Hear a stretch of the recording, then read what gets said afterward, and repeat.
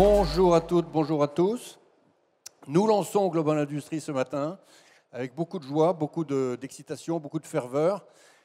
Vraiment félicitations à, n'est-ce pas, Monsieur le Ministre, à Olivier, qui a quand même réussi, en achetant plusieurs salons, à construire le salon Global Industries dont nous avions tant besoin en France, parce qu'on ne peut pas avoir l'espérance de la renaissance industrielle dans un grand pays industriel comme la France si nous n'avons pas un grand événement qui est un salon, et c'est le salon Global Industries. 2300 exposants, 600 nouveaux exposants cette année par rapport à l'année dernière, donc un renouvellement du tissu. Dans ces stands, vous allez voir 3000 machines. Je vois qu'il y a beaucoup de jeunes dans l'Assemblée. C'est le grand salon de la machine, parce que l'industrie, c'est la machine. La machine, ensuite, évidemment, connectée, digitalisée, protégée en cybersécurité, tout ce que vous voudrez, en intelligence artificielle. Mais c'est d'abord la machine. C'est le salon de la machine, le salon Global Industries. Alors, on ouvre ce salon à un moment qui est un moment où l'industrie française a représenté 40% des créations d'emplois au 4e trimestre de l'année 2023.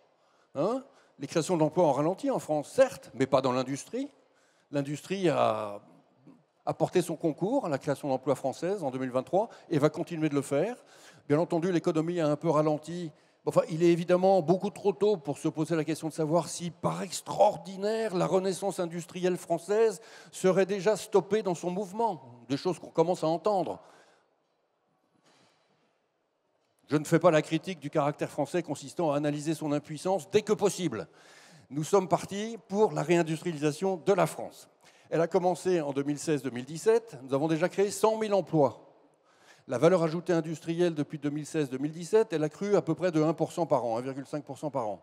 Pour atteindre l'objectif, Monsieur le Ministre, que le gouvernement s'est fixé, 12% du PIB au-delà de 2030, il faut maintenant qu'on ait une croissance de la valeur ajoutée industrielle française par an de 3%. Donc il faut faire x3 par rapport à ce qu'on fait aujourd'hui. Ça, c'est vrai. Enfin, de là à dire qu'on est déjà en train de ralentir, c'est faux. Nous avons en 2023... c'est l'observatoire que BPI France a publié la semaine dernière, sur l'année dernière. Nous avons ouvert 112 nouveaux sites industriels innovants en France, à comparer à 70 l'année d'avant. Donc les usines, le blanc manteau d'usines, de nouvelles usines innovantes, nativement décarbonées, nativement électrifiées, ils montent en France en ce moment. Et vous allez voir beaucoup de stands qui sont des stands de ces entreprises-là. Nous avons maintenant en France 2500 start-up industrielles. 2500 start-up industrielles. Combien y en avait-il il y a 4 ans? Pratiquement pas. Ces start-up industrielles ont levé combien en 2023? Elles ont levé 4 milliards d'euros. BPI France, à nous seuls, en 2023, nous avons injecté dans l'industrie française 11 milliards d'euros. Et dans les 3 ans qui viennent, nous allons mettre 35 milliards d'euros. Et donc les ressources sont là, les entrepreneurs sont là, l'innovation est là, la deep tech issue des universités françaises, elle est là, les partenaires industriels étrangers solidaires de la renaissance industrielle française, ils sont là. Donc tout est prêt, tout est prêt. Les jeunes sont là au fond de la salle. Alors il n'y en a pas assez, hein. Merci d'être là, quant à vous, mais dites à vos copains qu'il n'y a pas assez de jeunes dans l'industrie française, et dites à vos copines qu'il n'y a pas assez de filles dans l'industrie française, n'est-ce pas? Voilà. Donc, tout est possible pour ceux qui veulent la renaissance industrielle française. J'ai eu la question ce matin, qu'est-ce qui va manquer pour qu'on réussisse? Ce n'est pas comme ça que se pose la question. La réalité, c'est qu'on va réussir parce que tout le monde va s'y mettre. Sachant que si tout le monde ne s'y met pas, on n'y arrivera pas. Voilà. Un message très clair et très simple pour ce matin. Je vous souhaite un excellent salon. Je félicite à nouveau les organisateurs. Je félicite les exposants.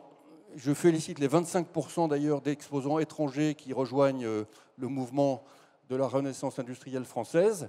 Je félicite les équipes de BPI France qui poussent le mouvement de la French Fab maintenant avec ardeur depuis tant d'années. Et ce mouvement incarne vraiment tout l'optimisme qu'on met derrière nos espérances. Bon salon.